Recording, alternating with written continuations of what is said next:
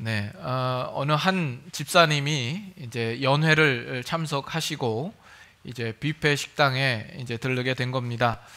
뷔페 식당이니까 얼마나 여러 가지 음식들이 차려져 있겠습니까? 그래서 이렇게 지나가는데 보니까 비싼 연어 요리가 되어 있는 겁니다. 근데 그 위에 하나의 편말이 있고 거기에 이렇게 써 있었습니다. 양심껏 담아가세요. 하나님께서 지금 보고 계십니다. 이렇게 써 있는 겁니다. 그래서 집사님이 약간의 이제 연어 요리를 담아가지고 계속 테이블을 따라 이동을 했습니다.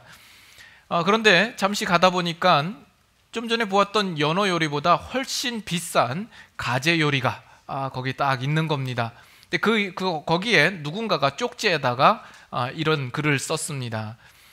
마음껏 담아가세요. 하나님은 연어 요리를 감시하느라 저쪽에 계십니다. 뭐 이게 우스갯소리이긴 하지만 이것은 우리 인간이 하나님을 어떻게 인식하고 있는가, 우리는 자꾸 우리가 가지고 있는 생각과 이해의 범위 속에서만 하나님을 이해하려고 하는 경향들이 있습니다. 내가 이해되고 내가 해석할 수 있는 기준에서만 하나님을 이해하는 것이죠. 하나님은 무소부재하시며 전지전능하신 영원하신 하나님임에도 불구하고 우리는 끊임없이 내 생각의 틀에서 벗어난 하나님을 자꾸 생각하지 않으려는 경향들이 있는 것 같습니다. 우리의 인생 속에서도 마찬가지입니다. 하나님께서 실제적으로 여러분들의 인생과 구체적인 삶 가운데 역사하시는데 알게 모르게 우리는 내가 가지고 있는 생각의 틀에 언제나 갇혀져 있어서 하나님도 그 자리 안으로 끌어들이고 그 이상의 하나님의 역사를 인정하지 못하는 그런 일들이 종종 있습니다. 오늘 말씀을 통하여서도 우리가 지금까지 가지고 있었던 어떤 그런 생각의 틀을 깨야 될 필요성이 있다면 정말 그것을 뛰어넘는 하나님의 놀라운 역사하심을 여러분들이 바라볼 수 있기를 바랍니다. 우리는 계속 지금 요한복음을 처음부터 찬찬히 생각해 오는 중에 이제 십자가의 사건을 다다뤄서 우리는 여러 가지를 지금 생각해 보고 있는 중에 있습니다. 특별히 하나님께서 그의 처음 가지셨던 계획과 의도대로 우리를 위하여서 그 아들 예수 그리스도를 십자가에 못 박고 마르셨다라는 그 사실들을 보면서 우리의 신앙생활 속에서 자칫 놓치기 쉬운 그러나 아주 중요한 내용들을 지금 하나씩 살펴보고 있는 중에 있습니다. 그래서 우리가 처음에는 살펴본 것이 뭐죠? 십자가로 말미암아 고발하고 있는 인간의 심각한 죄성에 대하여서 생각을 했습니다. 우리가 지금까지 살아온 나의 삶을 돌아보면 나는 그렇게 크게 죄를 범한 적도 없는 것 같고 양심대로 산 것 같고 남들에게 큰 피해를 주지 않고 그래서 나름 괜찮다라고 생각을 했는데 예수 그리스도의 십자가 사건을 우리가 진지하게 바라보니까 정말 나의 죄성이 얼마나 무겁고 크고 심각한가 하는 사실들을 우리가 확인해 보았습니다. 우리의 죄성을 우리가 들여다보아야 하고 또 그것을 인정해야 된다라는 측면에서 상당히 그 설교의 주제가 어둡고 또 무거운 주제처럼 여러분들이 느끼셨을지 모르겠습니다. 그러나 지난주에는 그런 우리들을 위하여서 하나님께서 그 아들도 아끼지 아니하시고 예수님을 십자가에 못 박아 그 피로 우리를 사셨다라는 그 측면을 바라볼 때, 그렇다면 우리라는 존재는 하나님 앞에 얼마나 가치 있는 존재인가 하는 사실들을 살펴보았죠.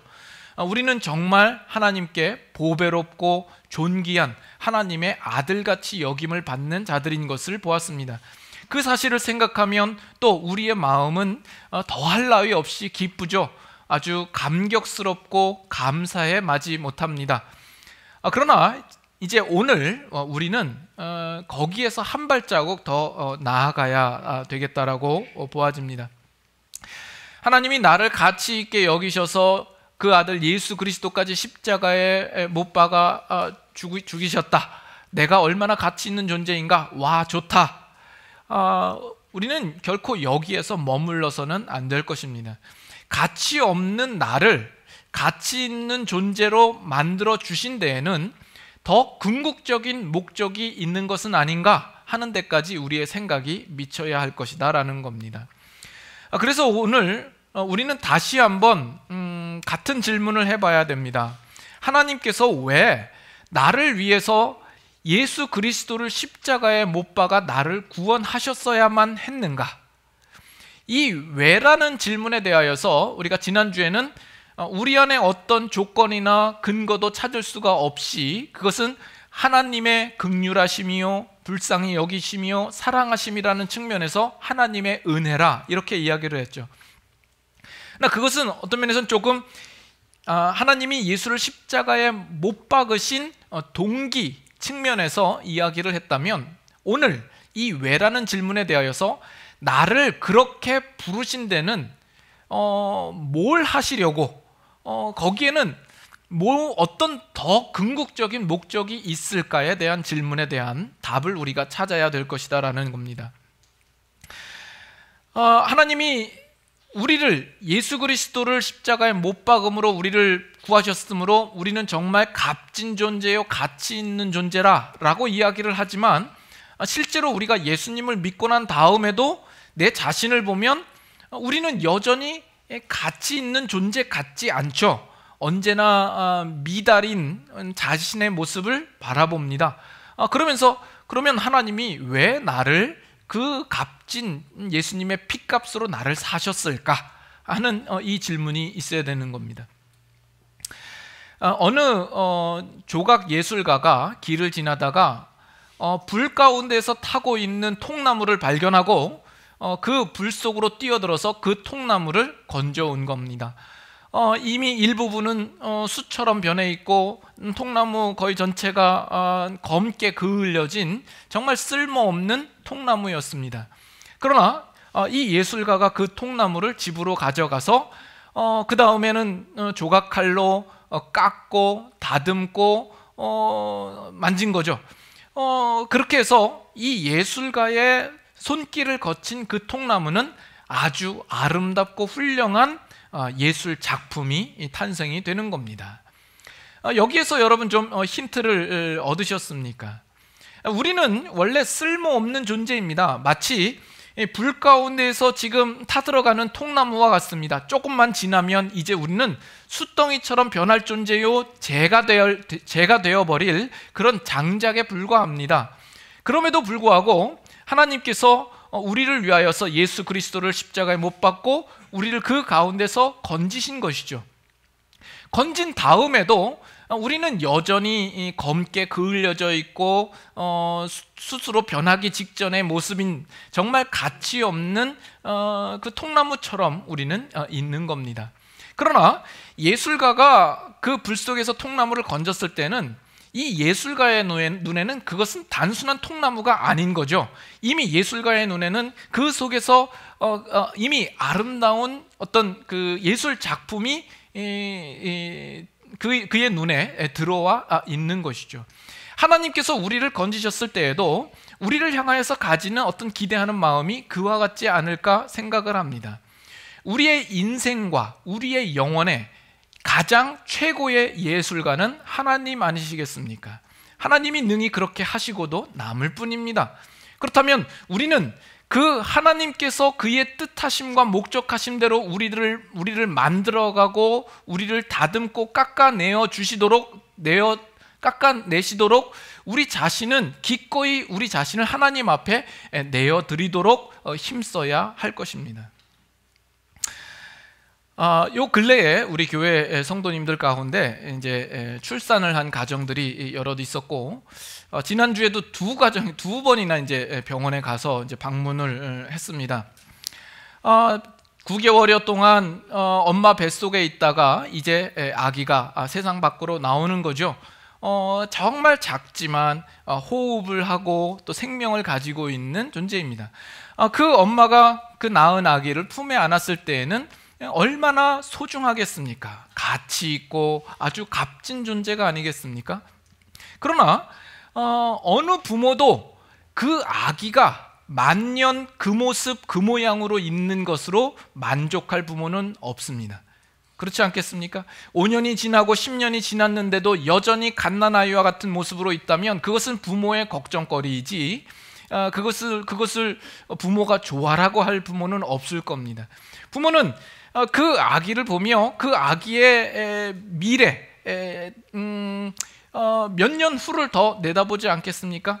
이 아이가 정말 키가 자라가고 강건하여지며 지혜도 충만하여져 가고 사회 속에서 또 사람들에게 인정받는 반듯한 인격을 갖춘 그런 성인이 되기를 부모는 간절히 바라고 소망하고 그것을 기대할 것입니다. 하나님이 우리를 예수 그리스도의 십자가의 보혈로 우리를 구원하셨을 때에는 그와 같은 동일한 기대감, 그 목적을 가지고 있지 않겠습니까? 특별히 부모가 이 아이에 대하여서 어떤 특정한 목적을 가지고 있다고 하십시다. 정말 이 아이가 나중에 이 아이를 정말 키워서 이 시대 속에 둘도 없는 훌륭한 성악가로 키우고야 말겠다라고 한다면 어떻게 하겠습니까? 이 부모는 아낌없이 그 일들을 위하여서 비용을 대고 대가를 지불하고 희생을 하면서 그 아이를 위하여서 준비하지 않겠습니까? 그래서 가장 훌륭하다고 하는 우리 정상진 집사님을 그 성악 레슨 선생님으로 모셔서 그렇게 가회를 받지 않겠습니까? 뭐 우리끼리인데 뭐 하면 어떻겠습니까? 그렇게 우리가 칩시다. 뭐 우리가 조금만 더 이제 더 부모가 조금만 더 욕심이 있다 그러면 이제 파바로티를 이제 불러가지고 이제 성악 레슨을 이제 시키는 거죠. 뭐 그것뿐만이겠습니까? 이 아이가 성악을 잘할 수 있도록 뭐 오페라 하우스 같은 것들을 꾸며서 방음 장치를 하고 또 목에 좋다는 것들은 다 사다 먹이고 그 비용을 아끼지 않고 되는 겁니다. 그러면 그 자녀는 부모가 그렇게 나를 위하여서 힘쓰는 모습을 보며 어떤 생각을 해야 마땅합니까? 어떤 생각을 하겠습니까? 부모가 나를 향하여서 이와 같은 원대한 기대와 목표를 가지고 있구나 라고 생각을 하며 내가 이 일들을 대충 해서는 안 되겠구나, 나도 정신 차리고 게으르지 않고 이 일들에 최선을 다해야 되겠구나 라고 생각하지 않겠습니까? 하나님께서 여러분들을 위하여서 지불하신 대가가 얼마나 크냐라는 거예요. 예수 그리스도를 자기 아들을 아끼지 아니하고 십자가에 내어줄 정도로 그 대가를 치르고 여러분들을 사셨다면 여러분들을 향하여서 가지신 하나님의 목적이라는 것은 얼마나 더 크고 놀라우냐라는 거예요. 그러면 우리는 그것을 빨리 알아차리고 그 목적을 따라서 우리도 함께 그 길을 가도록 힘써야 되지 않겠냐라는 겁니다. 만약에 그 길을 우리가 가지 않고 땡깡 부리고 딴짓을 한다면 그것은 우리 자신에게만 손해입니다. 정말 우리 인간의 부모는 그 자녀가 정말 뭘 좋아하는지를 모르고 어떤 재능이 있는지를 모르고 또 무엇이 그에게 유익한지를 모릅니다. 그리고 장차 정말 그 일들이 되어질지 안 되어질지 모르는 상황 가운데에서 막연하게 투자를 하는 것에 불과하겠죠. 그러나 하나님께서는 우리 인간에 대하여서 무엇이 가장 유익하고 무엇이 가장 축복되며 우리를 존귀하게 하며 영광되게 하는지를 아십니다. 그 일들을 그것을 아시는 하나님께서 우리를 위하여서 목적하고 계시는데 우리가 그것을 알지 못하고 뒷전에서 딴짓만 하고 있다면 그것은 전적으로 우리에게 손해가 되지 않겠냐라는 겁니다. 그러면 우리가 이제는 이 질문을 해봐야 됩니다. 그렇다면 정말 하나님이 우리를 향하여서 가지시는 궁극적인 목적은 뭐냐라는 거예요. 예수님을 십자가에 못 박으면서까지 우리를 건지셔서 우리로 하여금 바라시는 그 궁극적인 목적이 뭐냐라는 거죠. 에베소서 5장으로 갑니다.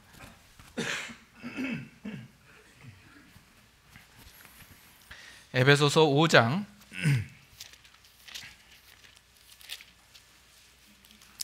25절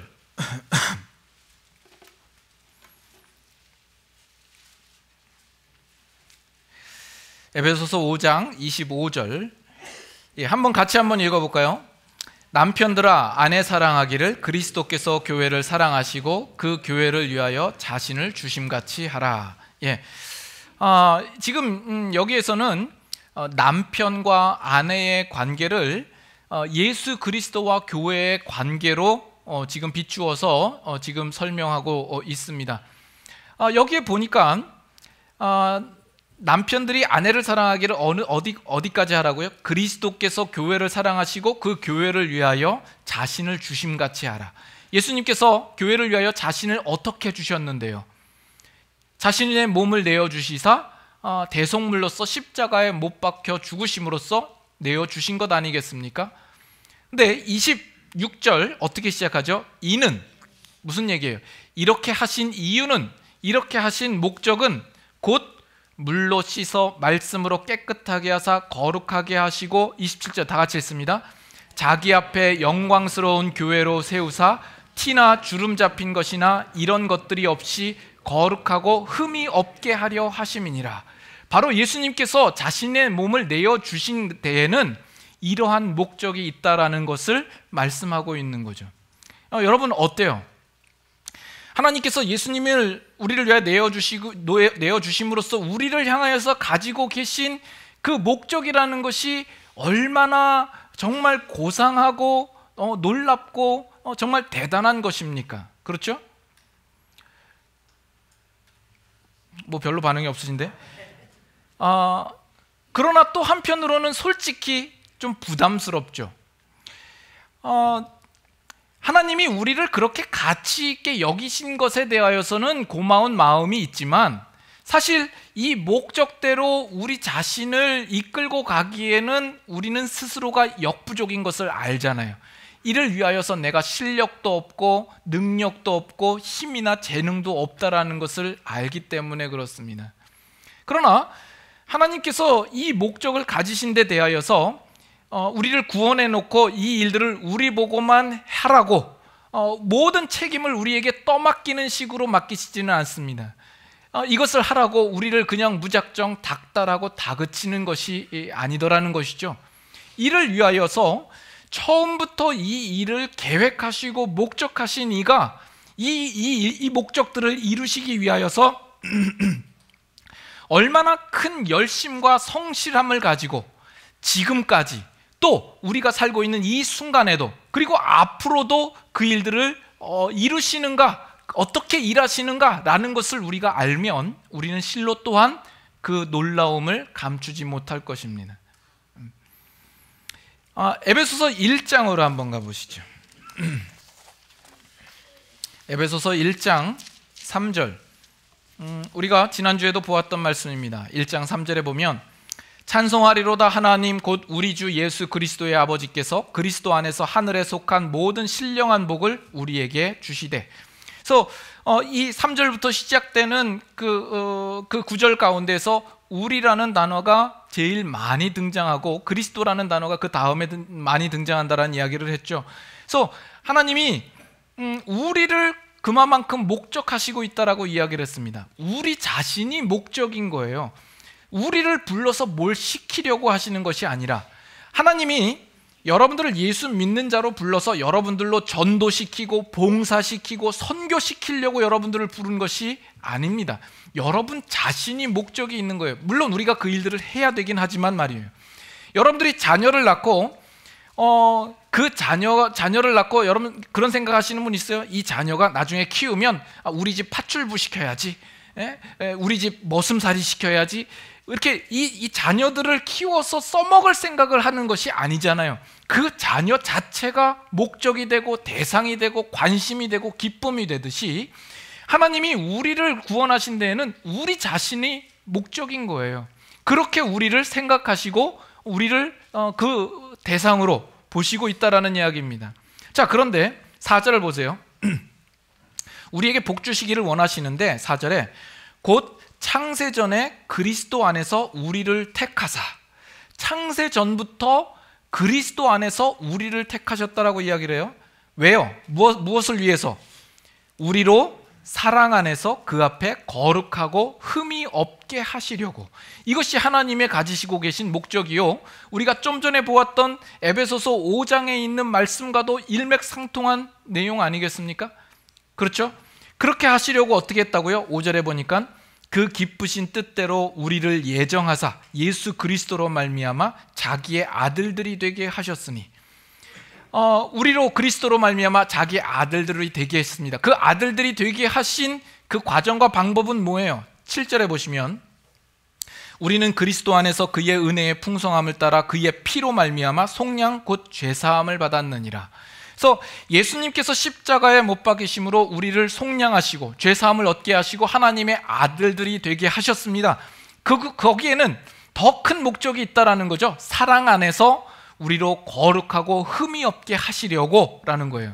그래서 다시 말하면 하나님께서 예수님을 십자가에 못 박음으로 우리를 구원케 하셨는데 그것이 결코 목적지가 아니더라는 겁니다. 이 십자가 사건으로 우리를 구원하신 일은 하나의 시작이요 과정에 불과합니다.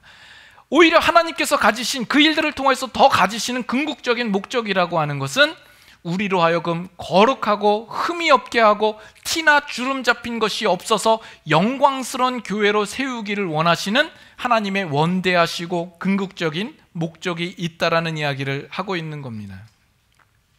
이 일들을 위하여서 오늘 본문에 또 뭐라 그러냐면 5절에 이렇게 나와요. 그 기쁘신 뜻대로 우리를 예정하셨다, 이렇게 나와요. 창세 전부터 우리를 택하실 뿐만 아니라 그가 예정하신 일이다라고 이야기를 해요. 9절에도 보세요. 1장 9절에도 보면 그 뜻의 비밀을 우리에게 알리신 것이요, 다 같이 있습니다.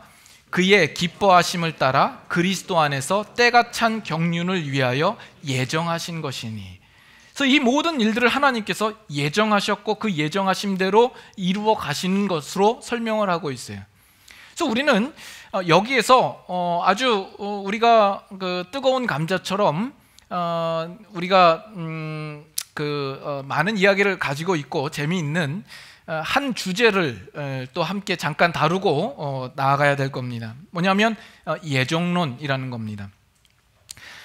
이 예정론에 대해서 제가 처음부터 이제 이 교회에 오면서 언제 한번 금요 찬양 예배 때 한번 시간을 마련해서 좀 진지하게 이야기를 나누고 여러분들의 생각도 듣고 이렇게 좀 해보려고 생각을 했는데 여태까지 못했고 앞으로도 계획이 없습니다, 아직까지. 그래서 이런 시간에 짧게나마 잠깐 나누고 가려고 합니다. 우리 특별히 이 장로교 안에 있는 이 예정론에 대하여서 많은 오해가 있습니다. 그래서 신자들 중에는 이 예정론에 대해서 그냥 어떤 거부감이 그 안에 자리 잡고 있는 것을 보게 됩니다. 여러분에게 한번 질문을 해보죠. 여러분들이 오늘 이 아침에 이 교회에 나올 것을, 여기에 출석할 것을 예정되었던 걸까요? 안 되었던 걸까요? 네? 여러분들이 이 자리에 올 때 여러분들이 입고 있는 그 옷을 입고 오실 것을 하나님이 예정하셨을까요? 안 하셨을까요? 네? 제가 이렇게 설교 중에 이렇게 물을 마실 것을 하나님이 예정하셨을까요? 안 하셨을까요? 하나님이 예정하셨다 그러면 안 먹어보려고 그러고 예정 안 하셨다 그러면 한번 먹어보려고. 예? 우리는 이 부분에 참 이해의 어려움을 가지고 있죠. 먼저 이 예정론이라는 것은 숙명론이나 운명론과는 차이가 있습니다. 아직 내용도 말씀 안 했는데 아멘부터 하시는. 이 숙명론이나 운명론을 같은 의미로 보기도 하고요, 조금 다른 의미로 보기도 하는데 제 느낌상 이제 이해를 하면 이 숙명론은 좀 뭔가 바뀔 수 없는 고정된 것으로 느껴집니다. 그래서 내가 어떤 삶의 어떤 누군가를 만나거나 어떤 상황을 닥치거나 그러면 이건 내 숙명이지 이렇게 생각하듯이 뭔가 내가 정해진 길을 가는 것 가는 듯한, 좀 더 구속력이 강한 듯한 느낌이 있는 것이 숙명론이라고 보아집니다. 대신 이제 운명론은 좀 그 사이에 어떤 인간의 어떤 선택의 여지가 좀 있고 변수가 있을 수 있지만, 그럼에도 불구하고 결국 그 마지막 자리에는 그 결정되어진 결과대로 되어지는 듯한 어떤 그런 느낌이 좀 운명론의 의미에 조금 가깝다고 생각합니다. 이건 제 개인적인 느낌상 생각입니다. 그래서 여러분 영화 중에 데스티네이션이라는 영화 보신 적 있으십니까? 지난주에도 그렇고 말씀을 얘기해도 반응이 없고 영화를 얘기해도 반응이 없고 도대체가 이 데스티네이션이라는 이 영화가 이 숙명론이나 이 운명론을 소재로 해서 만든 영화입니다. 근데 말하자 어쩌면 어떤 면에서는 우리 신자들은 이미 운명이 정해져 있죠. 여러분들이 정말 예수 그리스도를 구주로 믿고 영접하고 정말 그렇게 고백한다면 우리 모두는 이미 천국을 가게 될 것이며 영생을 얻게 될 운명 속에 우리는 있다고 볼 것입니다. 그러나 이 예정론과 이 숙명론과 운명론은 근본적으로 다릅니다. 이 숙명론이나 운명론이라고 하는 것은 그 비인격적인 거스를 수 없는 어떤 힘에 의하여서 그 결과가 주어지는 것이죠. 이 예정론이라고 하는 것은 그 과정 속에서 인격자 되신 하나님께서 그 일들을 간섭하시고 섭리하시고 조정하신다라는 그 의미가 들어 있습니다. 무엇보다도 이제 그렇게 얘기를 하면 이 예정론을 이야기할 때 우리가 가장 큰 이슈는 뭐냐면 하나님의 주권과 인간의 자유의지 간의 어떤 갈등과 충돌이 있다라는 점에서 그 어려움이 있죠. 그래서 이 예정론에 대해서 우리가 거부감이 있는 이유는 마치 하나님의 주권에 의해서 우리 인간이 가지고 있는 자유의지가 박탈되었다라는 어떤 그런 느낌이 있기 때문에 그렇습니다. 이것은 예정론을 잘못 이해하고 있기 때문에 그렇습니다. 여러분 개구리와 사람의 마음과의 공통점이 뭔지 아세요? 어디로 튈지 모른다는 겁니다. 개구리의 튀는 방향과 사람의 마음의 방향은 어디로 튈지 모른다라는 그런 공통점이 있다고 합니다. 인간이 가지고 있는 의지가 어디로 튈지 모릅니다. 누군가 이런 기가 막힌 이제 설명을 해서 이제 여러분들에게 또 이제 잠깐 이야기를 나누려고 합니다. 예전에도 한번 설명을 한 적이 있는데 꽤 오래전의 일이라서, 저와 여러분 사이에 여기에 큰 강이 하나 흐른다라고 하십시다. 우리가 잘 아는 대로 한국에 있는 한강이 이 사이에 흐른다고 하십시다. 제가 지금 지도상으로도 북쪽에 있고 여러분 남쪽에 있으니까 제가 북쪽이고 여러분 남쪽입니다. 그러면 이제 여기 마포구가 있고요. 여기 용산구가 있고 저기 이제 성동구가 있는 겁니다. 그리고 여기에는 이제 남쪽으로 가면 여기 이제 강서구가 있고 여기 동작구가 있고 이제 저기 강남구가 있는 거죠. 더 가면 강서구가 있겠고, 강동구가 있겠고. 자, 그러면 여기 서 있는 이 마포구에서 저 강남구를 가려고 할 때 어디에다가 다리를 놓으면 가장 최단 거리로 갈 수 있을까 하는 문제입니다. 대신 그 다리는 사선으로, 대각선으로 놓을 수 없고 직선으로만 놓아야 한다고 합니다. 그러면 어디다가 다리를 놓으면 가장 빨리 마포구에서 강남구로 갈 수 있을까요? 네? 답이 뭔지 아세요? 답은 이 마포구에서 강남구까지 이르는 그 크고 넓은 다리를 직선으로 놓아서 그 사이를 사람이 대각선으로 걸어가면 되는 겁니다. 다리를 직선으로 놔야 한다 그랬지 사람이 대각선으로 걸어가지 말라는 얘기는 없었으니까. 그렇지 않아요? 무슨 얘기냐면 인간이 가지고 있는 그 자유의지라는 것보다 하나님이 가지고 계신 그 뜻이라는 것은 훨씬 범위가 크고 넓더라는 이야기입니다. 그래서 이런 비유를 생각해 봤습니다. 이제 목자가 그 양들을 위하여서 정말 풀뜯기 좋은 초장으로 인도를 하기를 원한 겁니다.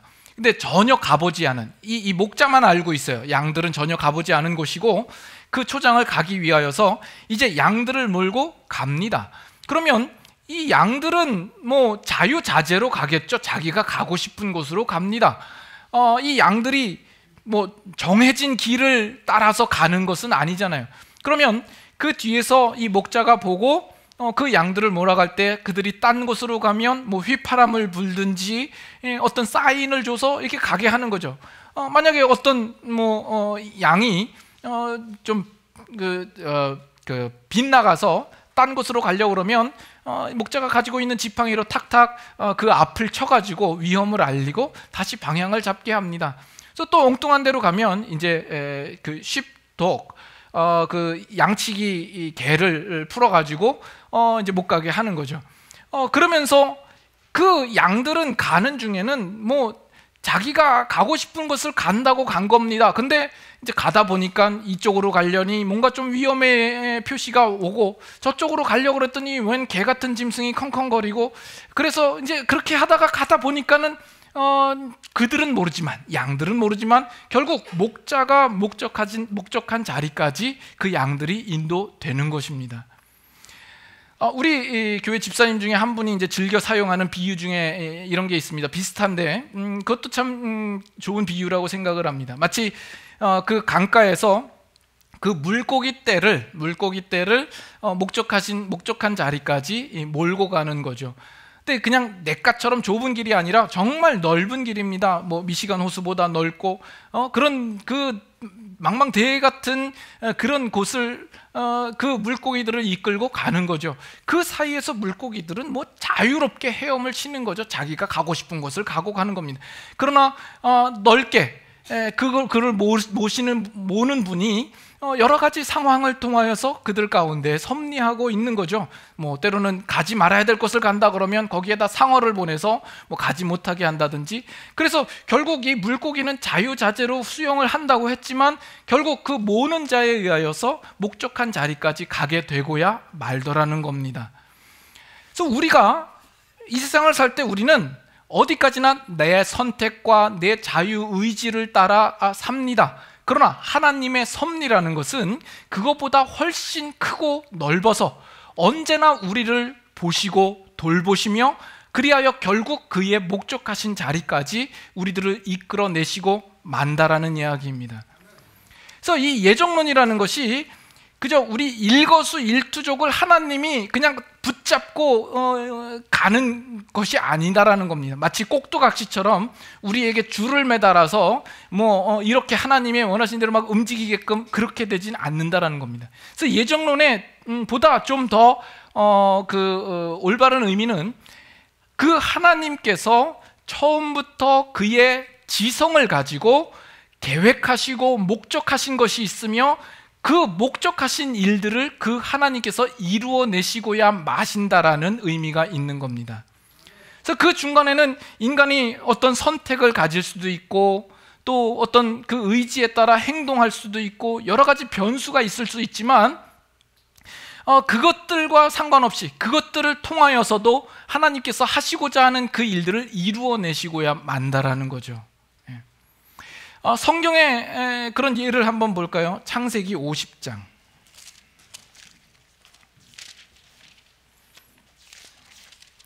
창세기 50장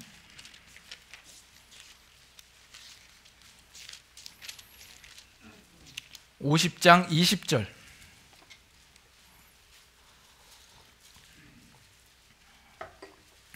창세기 50장 20절. 찾으셨으면 다 같이 한 목소리로 읽겠습니다. 당신들은 나를 해하려 하였으나 하나님은 그것을 선으로 바꾸사 오늘과 같이 많은 백성의 생명을 구원하게 하시려 하셨나니. 누가 얘기하는 거죠? 요셉이 그 형제들에게 이야기하는 내용입니다. 지금 당신들은 나를 해하려 했지만 하나님이 그것을 선으로 바꾸사 오늘과 같이 백성들의 생명을 구원하게 하려 하셨다라는 겁니다. 그래서 여러분 요셉의 인생을 그 시간적인 프레임으로 한번 보세요. 처음에 요셉이 어렸을 때에 꿈을 꾸죠. 그 꿈 속에서 아비와 그 형제들의 제단이 자기에게 절하는 꿈을 꿉니다. 또 해와 별들이 그 자기에게 절하는 꿈을 꾸는 거죠. 그 꿈이라는 것은 하나님께서 그 요셉에게 일어날 어떤 미래에 일어날 일들에 대하여서 그에게 예시하여 주시며 미리 알려주시는 어떤 하나의 어떤 그림으로서 보여주신 겁니다. 그런데 그것을 들은 그 형제들은 이 요셉을 미워하고 시기해서 그를 팔아버리는 거죠. 그러면 지금 하나님이 하시고자 했던 일들에 대해서 어떤 면에서는 우리의 입장에서 이게 위기가 아닙니까? 뭔가 되어질 일이 아닌 것 방향으로 흘러가는 겁니다. 거기에다가 이 요셉이 보디발의 종으로 팔려가는 겁니다. 이건 설상가상인 거죠. 그것뿐입니까? 거기에서 억울하게 누명을 써가지고 감옥에 갇히게 됩니다. 이 더 가능성이 희박해지는 거예요. 그러나 그 감옥 속에서 요셉이 꿈을 해몽하게 되고 나중에는 바로의 꿈을 해몽하게 되어서 바로의 그 애굽의 총리가 되고 결국 이 이스라엘 백성의 전조가 되는 이 야곱의 가족들을 그 기근 가운데에서 그 생명을 보존하도록 하나님께서 이끄셔서 결국 요셉에게 보였던 그 꿈대로 이루어지는 것을 성경이 우리에게 보여주고 있는 겁니다. 그래서 그 사이에 이 형들은 자기의 어리석음과 무지대로 어떤 판단과 선택을 했다 할지라도 하나님께서는 그가 하시고자 하시는 그 계획과 목적을 결코 이루어내시고 마시더라라는 겁니다.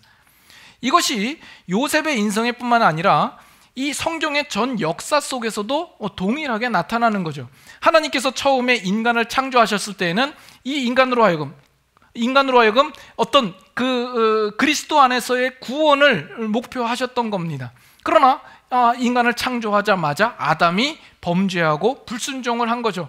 이미 거기에서부터 뭔가 어긋나기 시작한 겁니다.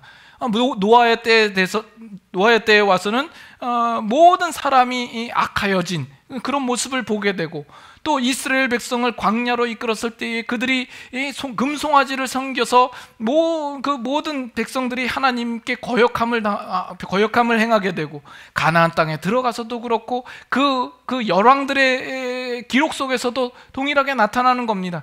그래서 끝끝내 하나님께 불순종함으로 남쪽 유다와 북이스라엘이 갈리게 되고, 마지막에는 그들이 다 포로로 잡혀가서 이 남유다조차도 바벨론의 포로로 잡혀가고야 마는 겁니다.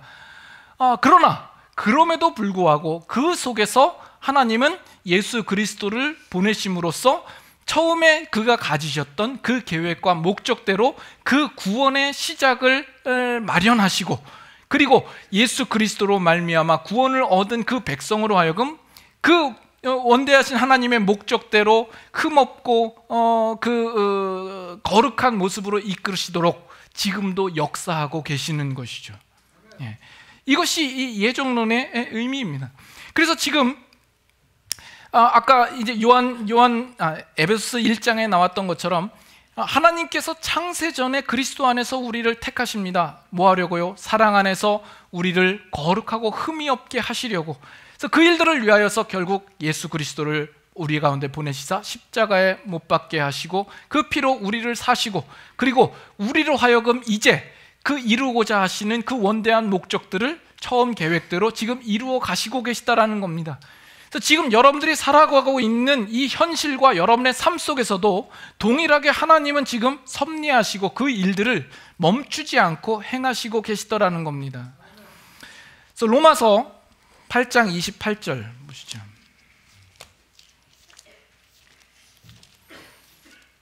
로마서 8장 28절, 우리가 잘 알고 있는 말씀이죠.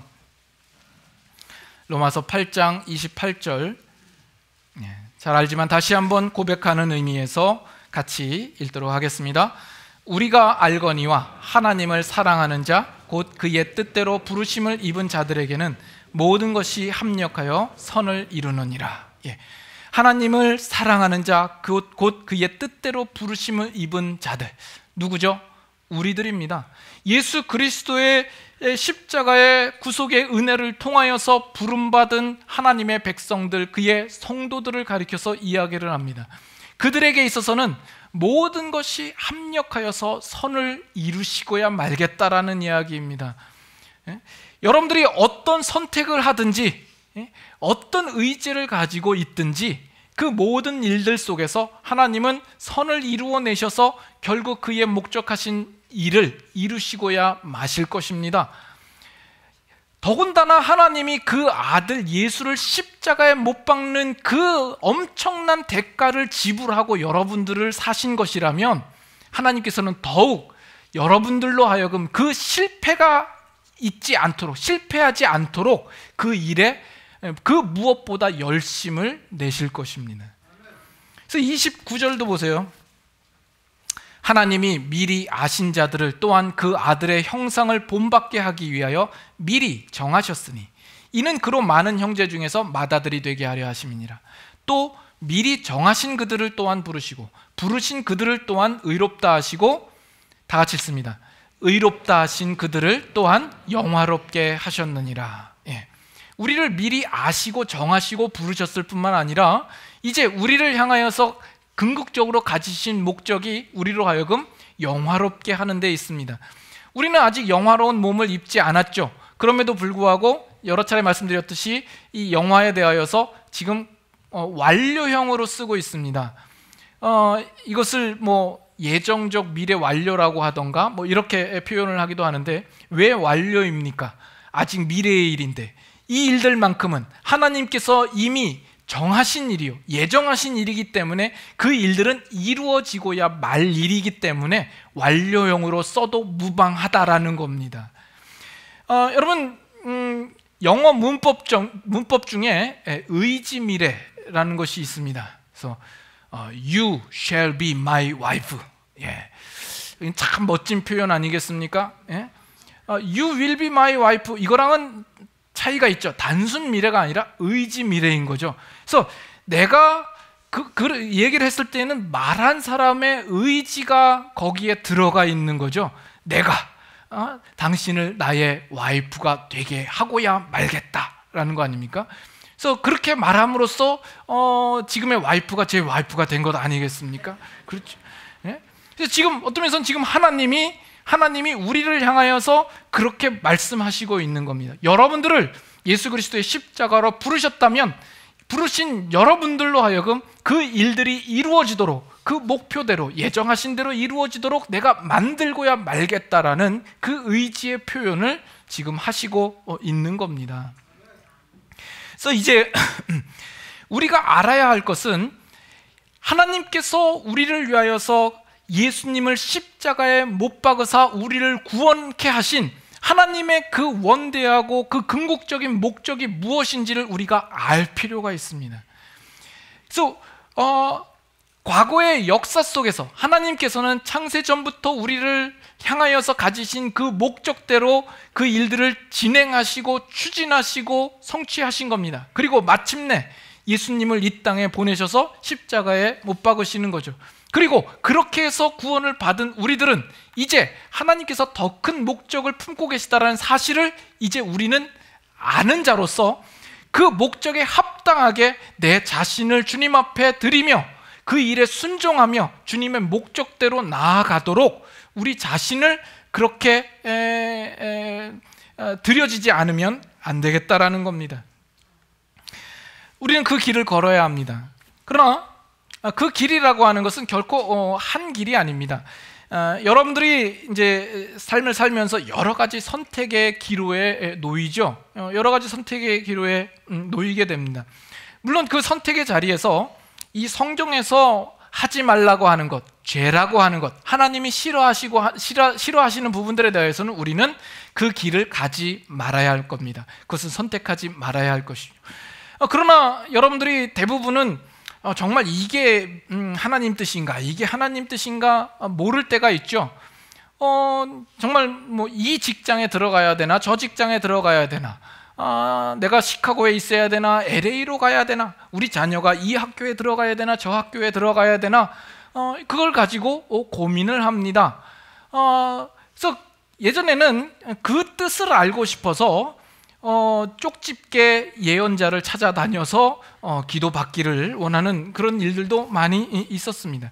물론 그 일들에 대해서 우리가 기도해야 됩니다. 하나님께서 특별히 보여주시는 것이 있고 응답되어 주시는 것이 있으면 우리가 그 길을 가야 되겠죠. 그러나 대부분은 보이지 않습니다. 아무런 응답이 없습니다. 그러면 여러분들은 마음대로 하십시오. 여러분들이 어떤 선택을 해도 상관이 없습니다. 우리가 주를 향하여서 가지는 우리의 믿음의 담대함은 뭐냐면, 우리가 어디로 가든지 하나님께서는 우리를 보시고 모든 것들을 합력하여 선을 이루어 가실 것이라는 담대함입니다. 그래서 그 일에 대하여서 여러분들이 합리적으로 판단을 하시든지, 여러분들이 가고 싶은 곳을 가시든지, 그 경우에 있어서는 얼마든지 여러분들이 어느 길로 가도 무방합니다.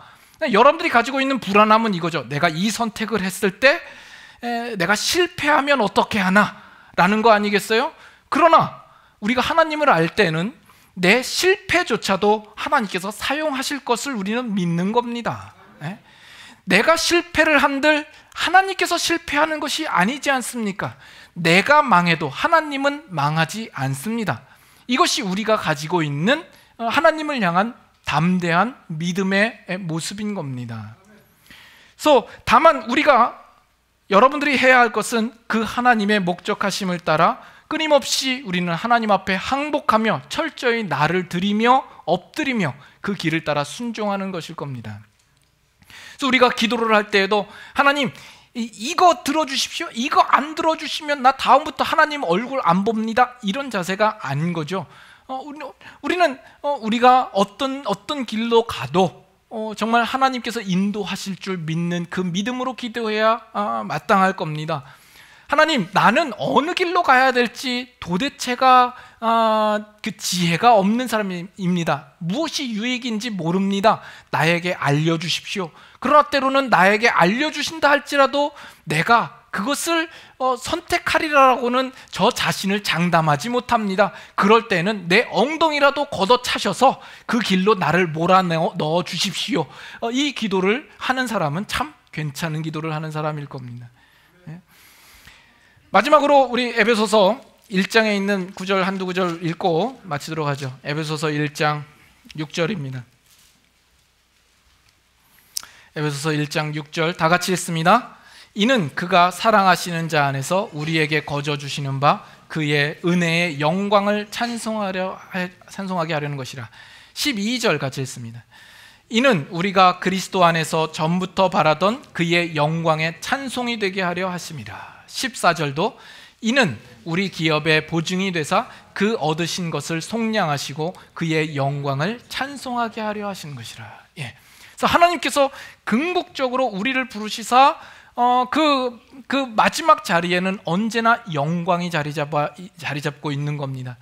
하나님의 영광을 찬송하는 자리이며 또 하나님 앞에 우리가 영광의 몸을 입는 자리가 되는 것이죠. 우리는 그 자리를 바라보며 오늘도 우리는 게으르지 아니하고 나태하지 아니하고 우리가 힘써 달려가야 할 길을 우리는 부지런히 달려가는 그 모습을 우리는 가져야 할 것입니다.